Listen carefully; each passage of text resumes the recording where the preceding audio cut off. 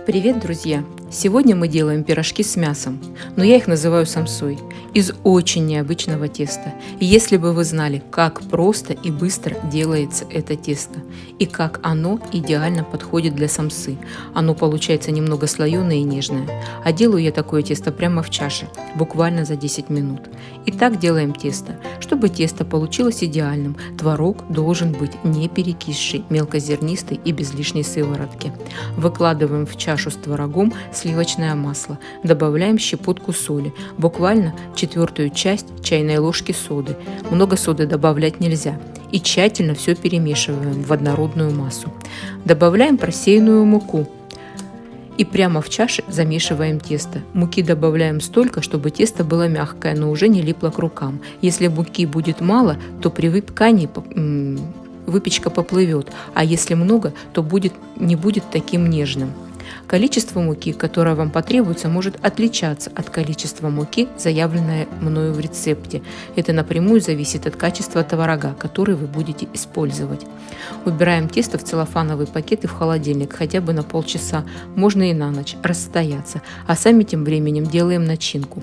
Чтобы начинка получилась сочной, вкусной, я в фарш добавляю много лука, и лук я обязательно мелко режу, не пробиваю его в блендере. В чашу с фаршем выкладываем мелко нарезанный лук, мелко нарезанную зелень, укроп и петрушку, солим, перчим по вкусу и добавляем специи. В качестве специй я беру сушеный чеснок, хмель и сунели. Вы можете использовать те специи, которые нравятся вам.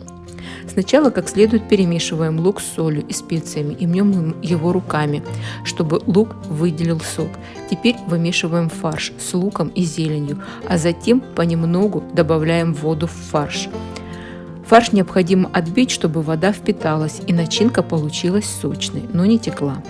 Теперь берем тесто и делим его на порционные кусочки. Размер кусочков зависит от того, какого размера вы хотите сделать самсу.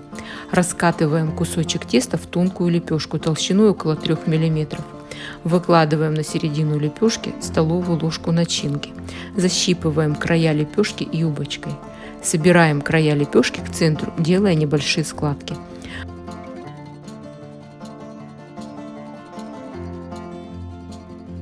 Готовую самсу выкладываем на противень, застеленный бумагой для выпечки. У меня получилось 18 штук. Чтобы верх у наших пирожков с мясом получился красивый, я смазываю их смесью из одного маленького яйца, ложки сметаны и ложки растительного масла.